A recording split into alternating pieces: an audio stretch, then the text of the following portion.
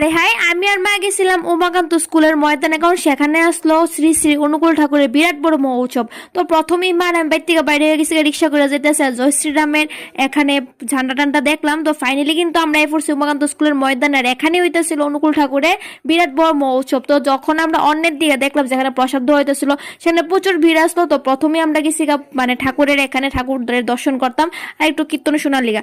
তো তারপর আমরা ভাবলাম যে এখন প্রসাদের এখানে যাওয়া যাক, কারণ প্রসাদের দিকে তো এত পরিমাণের লাইন, এত পরিমাণের ভিড়, গেলই 1 থেকে 2 ঘন্টা লেগে যাবো গা।